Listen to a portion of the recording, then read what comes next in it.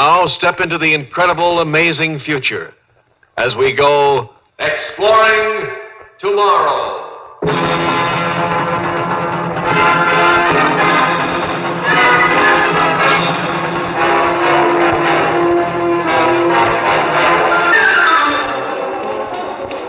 And now here is your guide to these adventures of the mind, John Campbell, Jr. For many years, a lot of us have been interested in considering the possibilities of meeting other life forms, other intelligent beings from other stars. Now, if there is life out there, some form of life, and remember, it may be beyond our most far-fetched imaginations. If there is life, and we have our own Earth ships going out in constant, regular deep space exploration, someday, somewhere, maybe even out in the gas cloud of the Crab Nebula, sometime we will meet.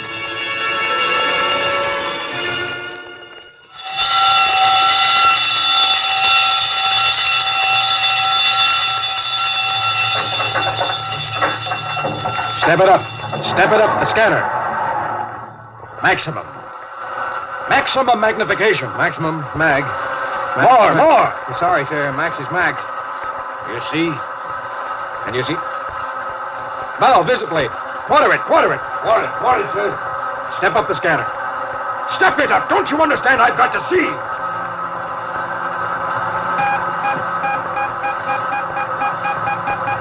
Nothing. According to the reading, Captain, nothing, sir. Sir, Captain, hold it. On the bow quarter. Huh? Solid object. 80,000 miles, sir. 1 o'clock. Unknown object changing. 12 o'clock. Sound collision.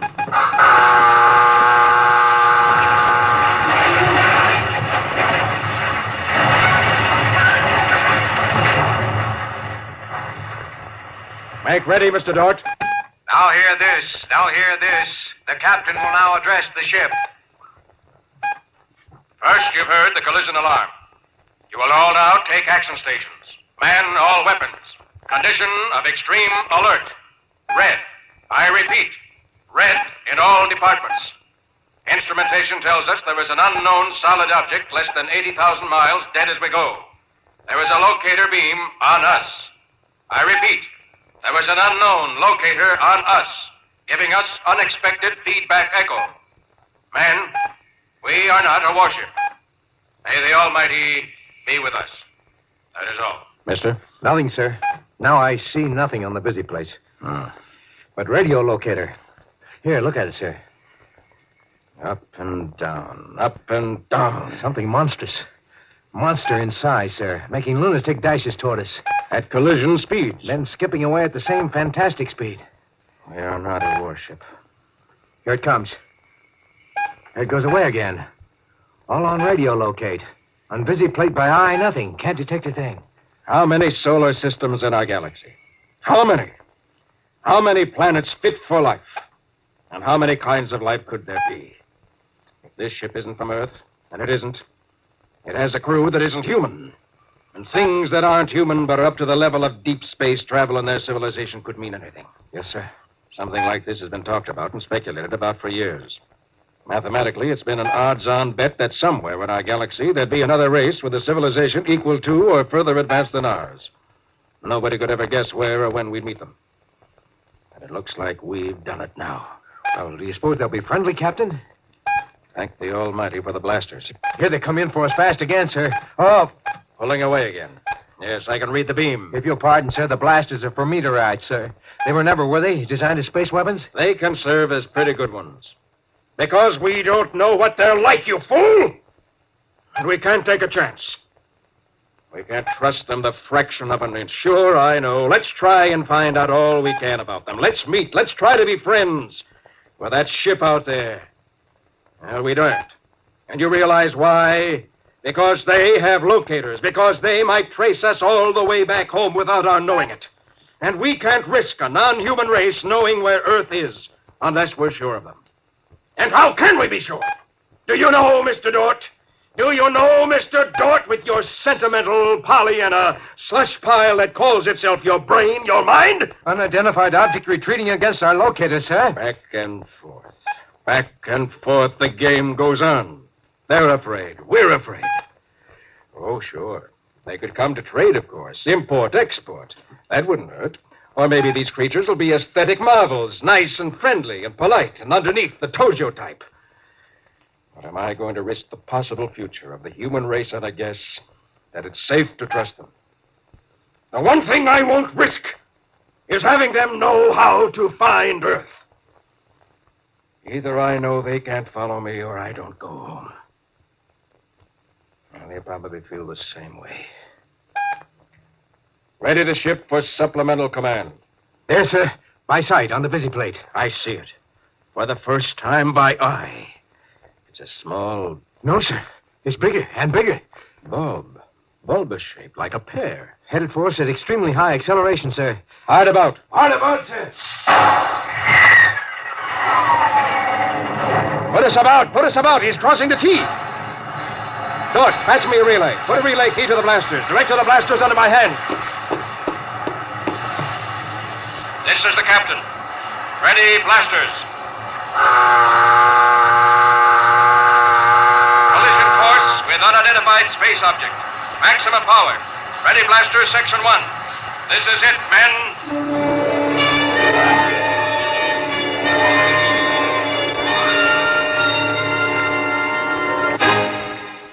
Exploring Tomorrow continues in just a moment. All of us, as American citizens, believe in our inherent liberties and freedoms, such as the freedom of the individual to choose and elect his own national representatives. It has been said that there is only one ruling class in America, the people themselves, who, through their vote, have established the law of our land. The real importance of this freedom depends on our accepting the responsibility not only to know what we are voting for or against, but also to choose our leaders for the best interests of the nation.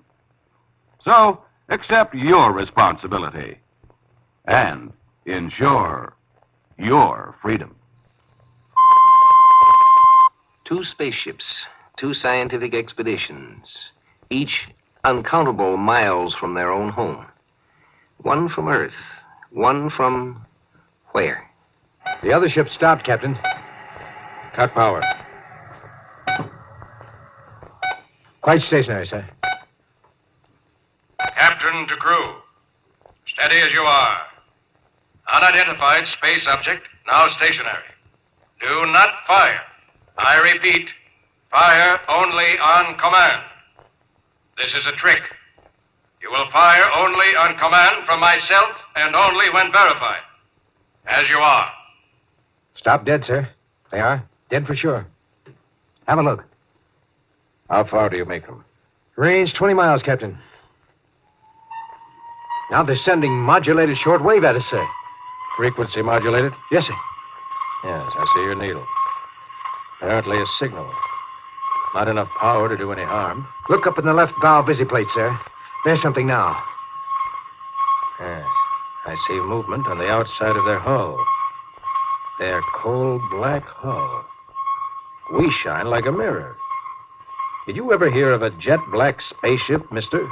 We want to reflect the sun. Perhaps they... Want or need to absorb heat from a passing sun. Yeah, I know. Now, what's that thing?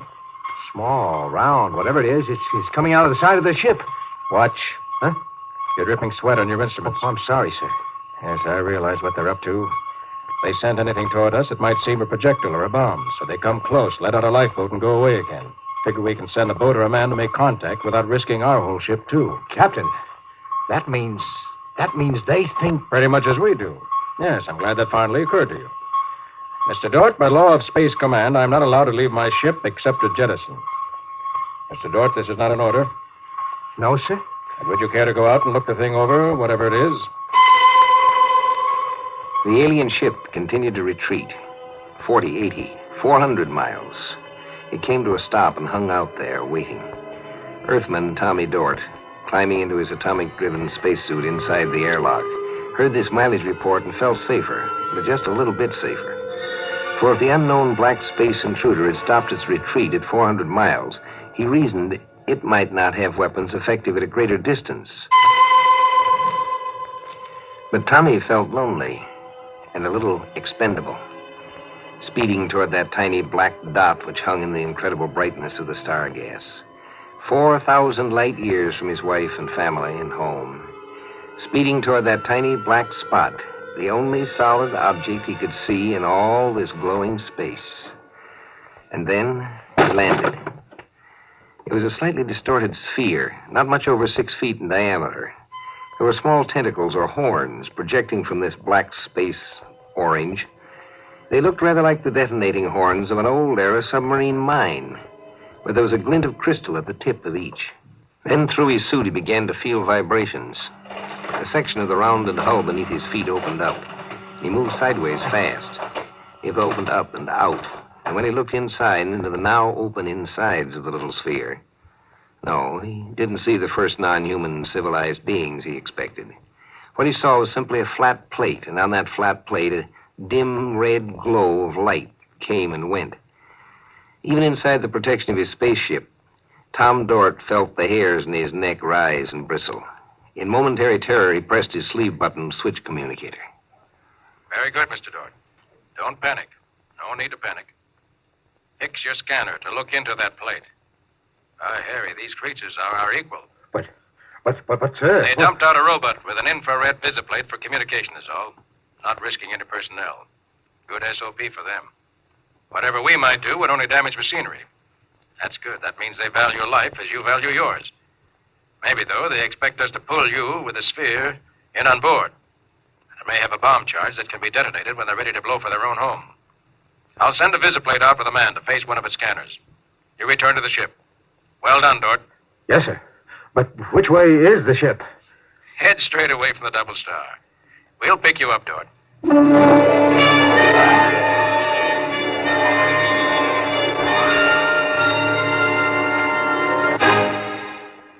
A tiny black bulbous robot floated in space between 2 spaceships, ours and theirs. It represented a culture, theirs, which was at least up to ours. Now our 2 races could be friends. We could also be deadly enemies. We were a monstrous menace to them, and they to us. And the only safe thing to do with a menace is, of course, to destroy it. This truce, weeks and weeks. It's starting to get the crew. Mr. Dort. I'm busy. Still calculating, Captain. Let's see, where was I in thinking? How do we establish friendship without risk of treachery? Friendship is based upon confidence. Or is it? Can confidence be established on a foundation of necessarily complete distrust? If you can be patient a bit longer, sir, I think I've figured out a way we can talk their language. I mean, communicate. Since they seem to be stone deaf. You can? I think, sir. You can? I believe now, sir, we can say almost anything we wish to them and understand what they say back. But, of course, sir, you'll never be able to know how much of what they say is the truth. Well, neither will they about us. Go on, mister. Well, I've managed to hook up what amounts to a mechanical translator. We showed them our recorder in the vision plates, and they showed us theirs. They record the FM direct, I think. Now, they don't use sound at all, even in speech. My guess is, sir, that they use microwaves for what you might call person-to-person conversation. I think they make shortwave trains as we make sounds. Telepathy? Yes, sir. I think, sir. I'm ready if you are. If you are, that is prepared to talk with their skipper. Turn on your mechanical translator.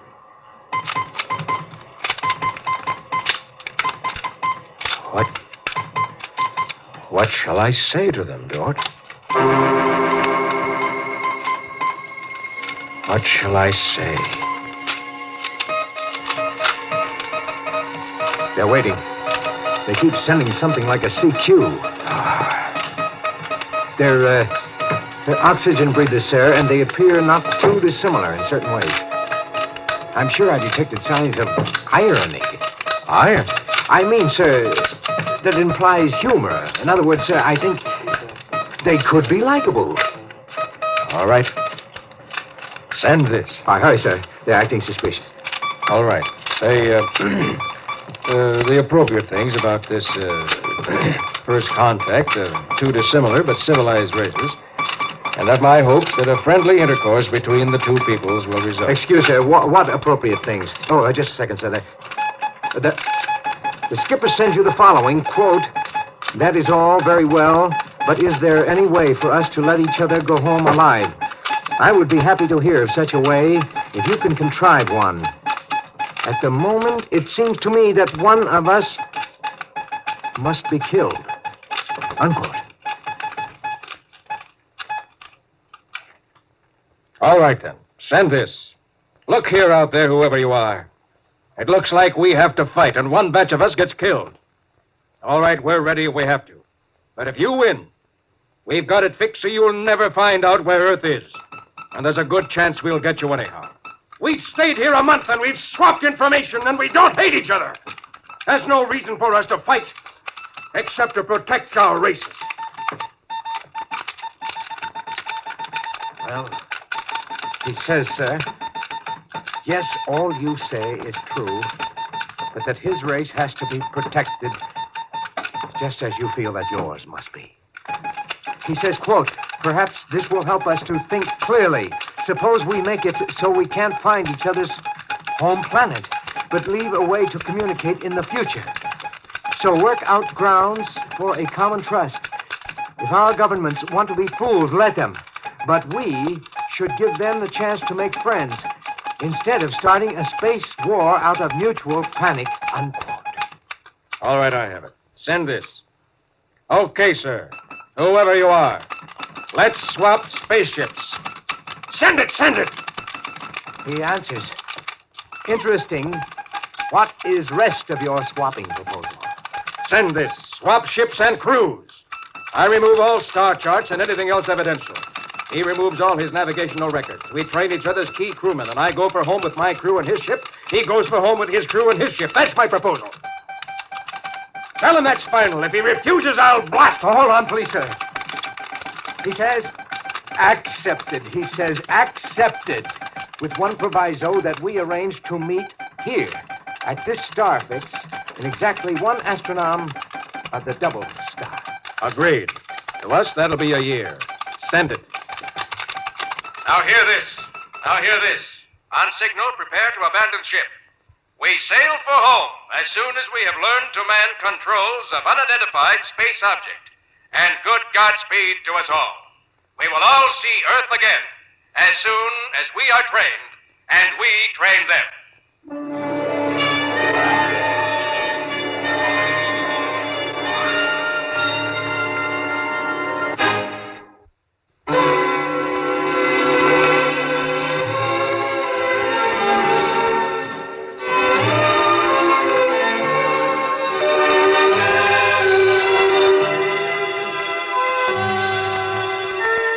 There's a hidden assumption in the story we just heard that any intelligent entity can and may lie.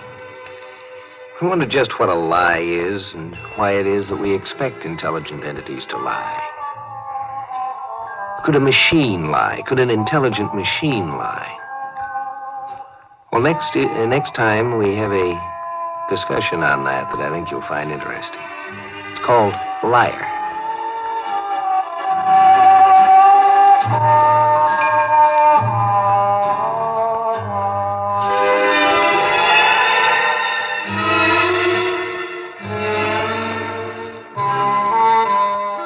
Join us for a fascinating adventure in Exploring Tomorrow.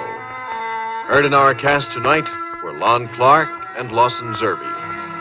Script was by Murray Leinster, adapted by Peter Irving. Produced and directed by Sanford Marshall here in New York. Bill Maher speaking.